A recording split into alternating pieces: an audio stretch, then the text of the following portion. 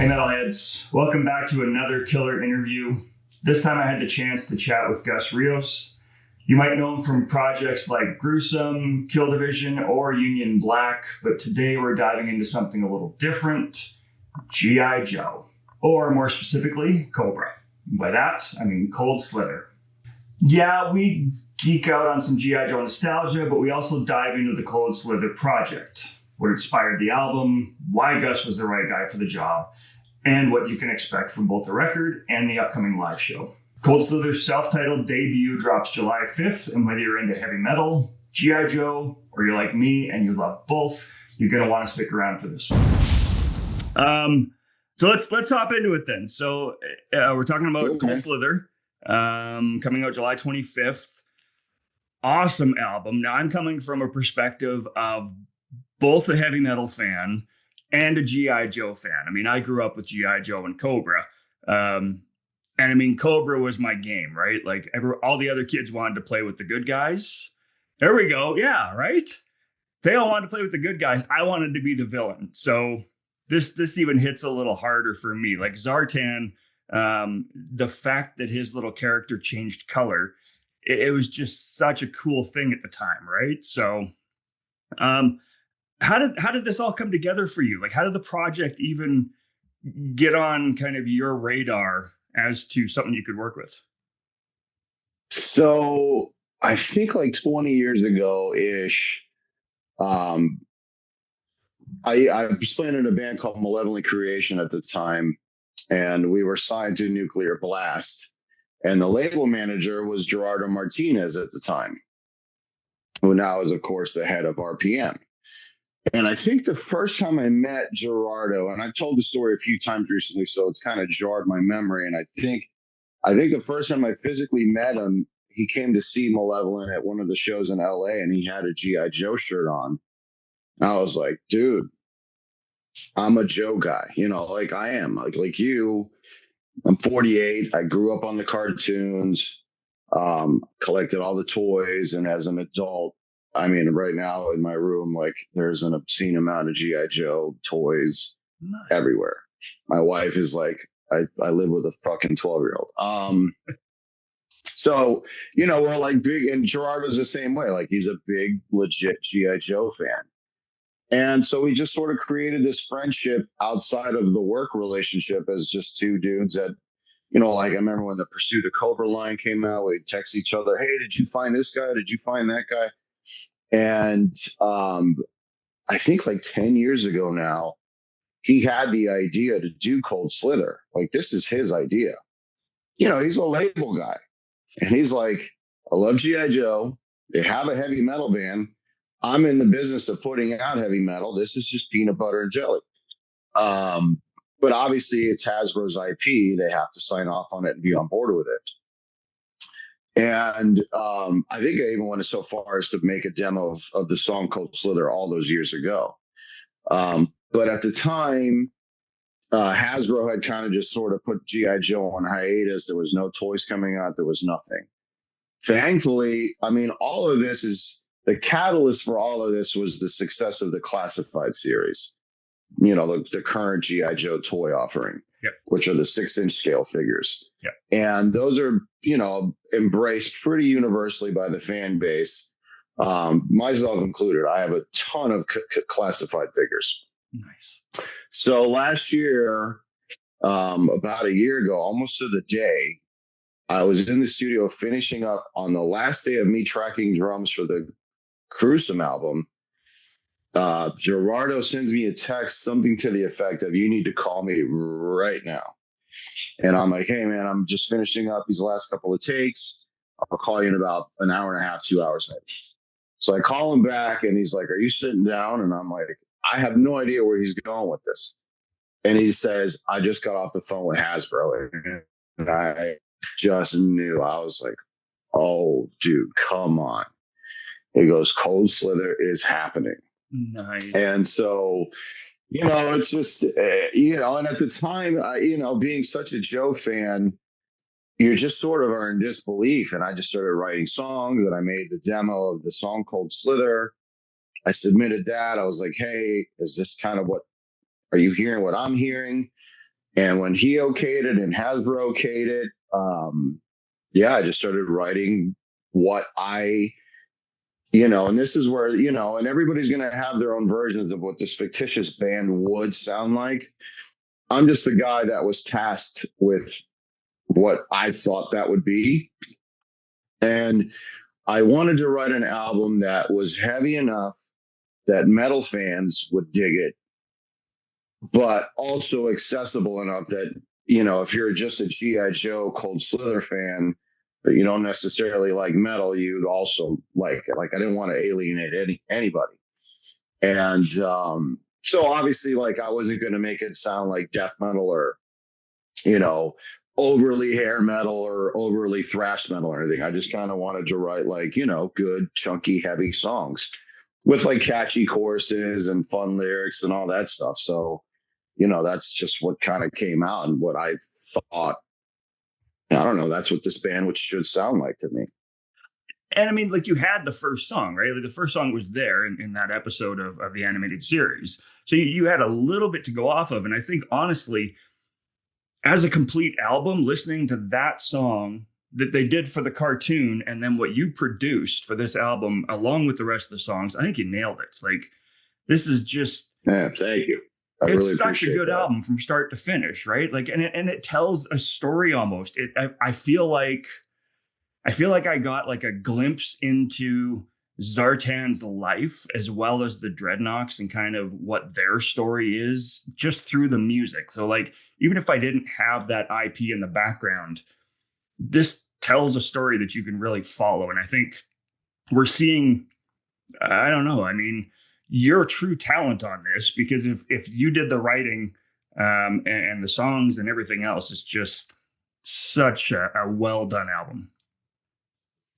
I mean, sincerely, for G.I. Joe being an IP that means quite so much to me, it really mattered to me for this record to be good. And I think the other kind of thing that I definitely had in the forefront of my mind is, I just wanted this record to be good.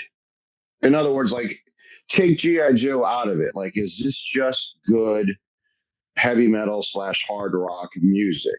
Yep. And, because I'll admit, full disclosure, selfishly, I hope the record grows some legs and there's a demand and I can go on tour with this, because I would just love to play Zartan every day. I mean, it's like a dream. So, dude, I mean, if you look at this, this is the guitar that Dean sent me, and I put it Zartan green and then the green accents. Like, I just want to play that guitar every day on tour. So yeah, I'm hoping, you're obviously my key demographic. Like, you listen to metal and you're a Joe guy. Like, the fact that you dig it already is like, okay, cool. At least I feel like that demographic is done, or on my side. Now I just need to hopefully win over the maybe not so heavy metal fans that still love G.I. Joe, which I'm sure there's plenty of them. Yep.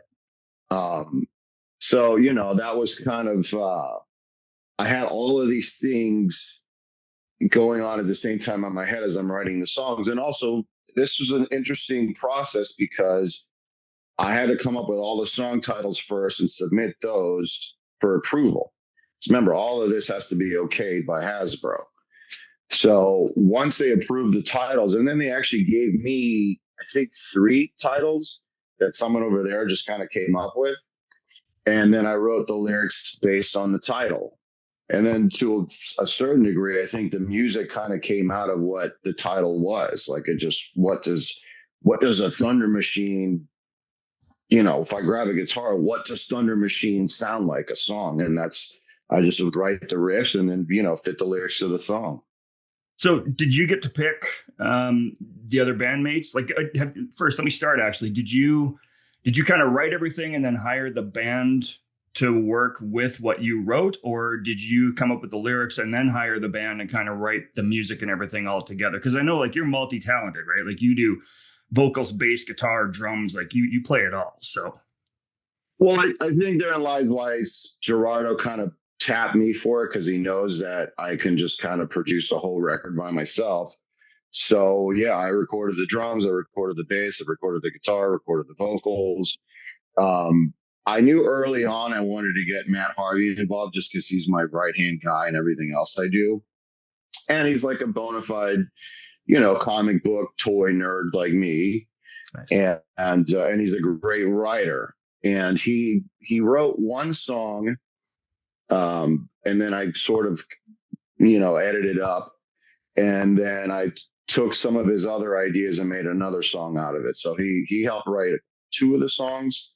Okay. But the rest is just kind of, it was beneficial to Gerardo to just have one guy do everything, just because there's less chefs in the kitchen. Every single one of us had to be vetted by Hasbro. So the less people involved with the making of this, the better, because that's just less headache for Hasbro. And yeah, I could just record the whole thing and turn it in as a finished product, just me by myself. Nice. Now, you've got another project that I listened to before. It was actually over the last week here, Union Black, and you do vocals on that one as well. There's a similarity there, but your vocal styling between Union Black and this album, there's a clear difference in them. So were you kind of channeling Zartan? Like, did you have to get into character to do the vocals on this? Completely. Yeah, it's a good ear that you picked up on that. My thing with this record was obviously based on how the vocals were on the song Cold Slither, and based on Zartan's speaking voice, I based, I always had that in mind when I was coming up with melodies, because like, what would Zartan sing? Like, he wasn't going to go, hair metal style. Like, he was just going to, and from the cartoon perspective, these guys weren't doing Cold Slither because they loved it. They were doing, there's a little bit of that, like, like there's even a line in the cartoon, how long are we going to do this? Oh, until we're paid, and it's like, these guys are just dreadnoughts. They're mercenaries. You know what I mean? Like, I think live, I was even thinking about it this morning. I think I'm going to like very blatantly have lyrics. So like, not that I need them, but like, I feel like Zartan would have lyrics there because he'd be like, I'm not going to memorize all this crap. You know what I mean? Because he's Zartan. Like, there's a lot of this in Zartan and the Dreadnoughts in general, which is why I think the fact that the Dreadnoughts were the ones that they tapped to become a metal band was just, I don't know if it was just super brilliant and thought out writing or just happenstance, but looking back now, I mean, it couldn't have been like like the Troopers, because they're really mindless, just idiots. Yep. But the Dreadnoughts are full of personality and like just, punk rock metal attitude, like beyond just before they even were a band. So yeah, a lot of that went to psychology, went into writing the lyrics. It's funny, like looking back now, I guess I didn't realize just how every single song, especially after we had song title, like there's a song called Ballad of Buzzer. Mm-hmm. And when I went and I had to look up kind of his story because it wasn't really fleshed out in the cartoons at all. And it's like, okay, so he was a Cambridge trained, he was like a Cambridge University professor, and he went to go study the Dreadnoughts, lost his mind, and just decided to become one, which to me said that was a guy that was devoid of any real substance inside of himself, and he just fell into this like cult almost. And so I just sort of wrote like the psychological profile of what the Ballad of Buzzer would be. So there's some depth to some of this stuff, actually. It is. Yeah, for sure. And the more you listen to it, the more you realize it, right? I mean, it's also gotten me into going back and actually doing more research on the characters to find out where this stuff came from. Because again, like you said, like the Cambridge being a professor, I had no idea, right? Watching the cartoons. Me neither. I never knew that. You don't get that background. So somebody had to flesh that out somewhere. But yeah, it's a cool story. And the song fits. I mean, I love that song. I think like just like with the Transformers, apparently like there's, the Bible on all the characters is like a book this thick. So there's like all of these characters have backstories. And, I looked up Torch's backstory, and he was like off to the races when he was like 14 years old because he was in trouble with the law and became a sailor on a ship. And like, I put all of that into these songs, man, and from kind of like a real world perspective, I try to be PC for Hasbro while still being kind of real world gritty at the same time. Whether I achieve that or not, we'll see. But that was at least my goal. I think you did. I really do. I think it's a good cross section, right? Because it's not too. It could have went the other way, right? If we look at the movies and we look at kind of how G-rated the movies were, this doesn't have that feel to it, right? You've stuck to the origins of G.I. Joe, but you've also produced just a killer heavy metal album. So I think you hit a good balance on it. Thank you. I mean, really, I appreciate that. I think, I also felt, I think Gerardo made it clear that from early on that there would be a show. And I was like, well, I got to sing these songs live. Like, I can't get on stage and just be stupid. You know what I mean? Like, there's gotta be some honesty in here somewhere. And, the Dreadnoks, if you really kind of peel back, and if and in the comic books, man, they're super brutal dudes. Mm-hmm. And so there's an element of that within the song. And I closely watched a lot of cartoons, and they say some stuff in the cartoons that would certainly not be cool today. Like, I'm going to kill such and such, or, you won't live to see this. So like, even in the cartoons, they hinted at death and murder. Like, somebody's going to die and it's going to be at my hand. Like, even the cartoon went there. So I felt like, without like writing, obviously, like death metal lyrics, murder and mayhem and destruction were going to be part of the lyrical content of this. It had to be. The Dreadnoks, how could it not? Right. It fits their character. Yep. Yeah. Right. Exactly. So we're talking about the upcoming shows. Are you going to be in full character? Like, are you and the Dreadnoks getting like costume? No. Yellow pants. Red wig. Oh. Yeah. So you're doing it up old school then, just like the episodes. Well, I feel like from a fan's perspective, if I'm going to see Cold Slither, like if I was there as a fan, what would I want to see or what would let me down? And if it was anything short of that cartoon episode coming to life, I'd be disappointed. So, is it going to be a learning curve? Funny enough, like I have all this stuff out because basically today or tomorrow, my goal is to start going to my studio and putting all this ridiculousness on and start running through the songs. Because, like even having hair and these crazy platform boots and all that stuff, like, dude, it's not super easy to, I'm used to just playing guitar and like this t-shirt, no hair, just playing. This is a bit of a learning curve. So I'm going to, get used to it before the stage. Nice. Is there going to be any recording? Because I know it's only one gig right now. So is there going to be like a live stream or any recording of this that it's going to be played after the fact for those that can't make it? Yeah, I'm hearing talks of full, camera crew recording, full on recorded live, which kind of brings me to, why I got the musicians I got in the band, because, A, they're my friends and I've known them for years, but B, they're all decade plus, touring musicians. This is what they do. And, the band is going to deliver live. Like, it's going to sound killer. Nice. Are they any plans on destroying the set like happened on the episode? I don't think, because I would imagine Brick by Brick at that point would be like, hey, Hasbro, you guys got to pay for some of this. So yeah, I don't want to make any real enemies from the get-go. There's got to be some real world limitation. And no backmasking or subliminal messages on the album, right?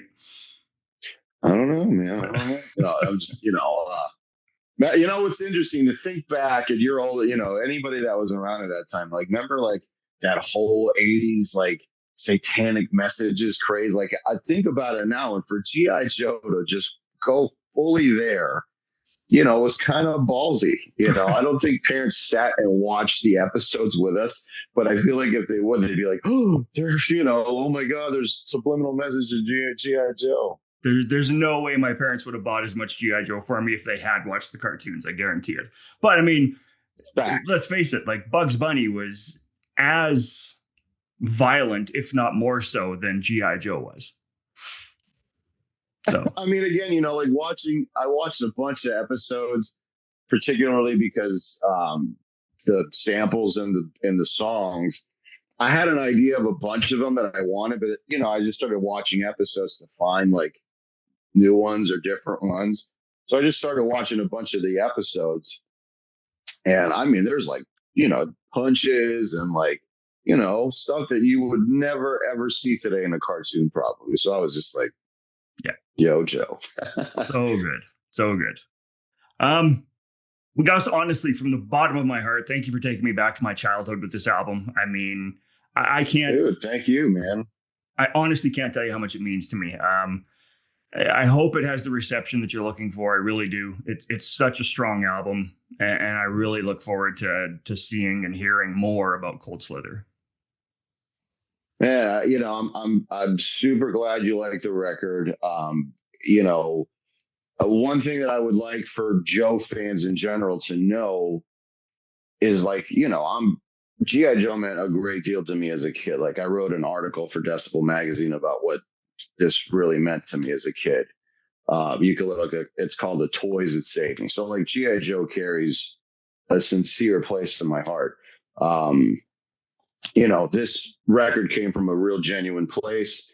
I think a lot of people today are super skeptical and they think, Hasbro, big billion-dollar corporation, just hired anybody to just shit out this record. No, man, Gerardo at RPM is a bona fide G.I. Joe lover and collector. He tapped me because I could record all of it, but he also knew it would mean a lot to me. Like I wouldn't just write whatever and be like, yeah, it's good enough. Like it was, it was never good enough. Like even now I'm just like, please let people like this. I hope people like this. So it means a lot for me, honestly, to hear that you genuinely like the record. So thank you for that. Hey, anytime. Now, one last question and I'll let you go. I don't know if you can reveal it or if there's been talks of it.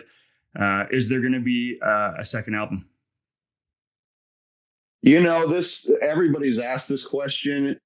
My honest answer is I really hope so. And it is completely kind of up to me. If I wrote a good enough record that it grows its own 2 feet and starts to do, it starts to sell on its own and people are like, hey, we really like Cold Slither, the band, not just the cartoon IP, but the band, then, the demand will arise and they'll ask me to do another record, so it really is in the hands of the people.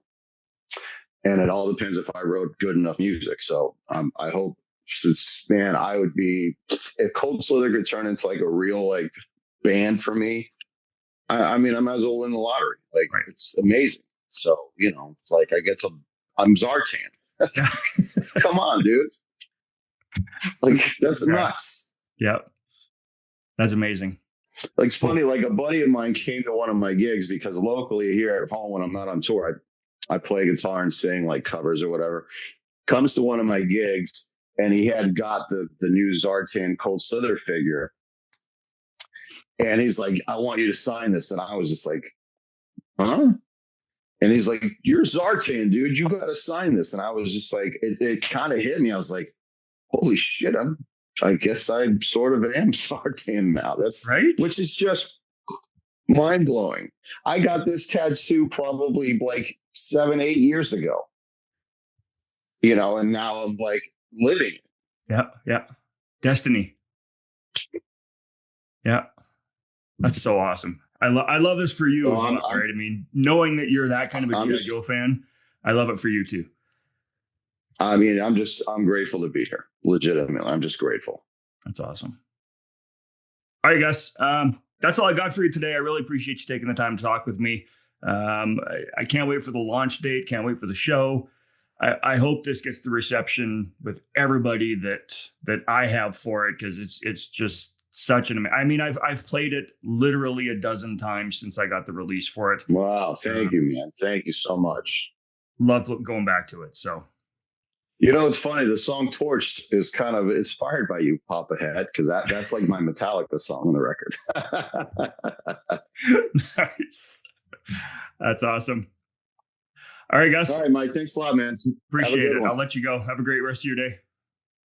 You too, man. That's it for this one, Metalheads. My conversation with Gus Rios, aka Zartan of Cold Slither. I hope you enjoyed the chat and are as hyped for the album as I am. Cold Slither lands July 5th, and if you're lucky enough to be near San Diego, their only announced live show is going down July 24th at Brick by Brick. Personally, I hope this record gets the love it deserves and sparks a full-on tour, because this one has serious potential to hit home for fans on both sides of the fence. As always, support your local scene, buy the damn album, and stay heavy.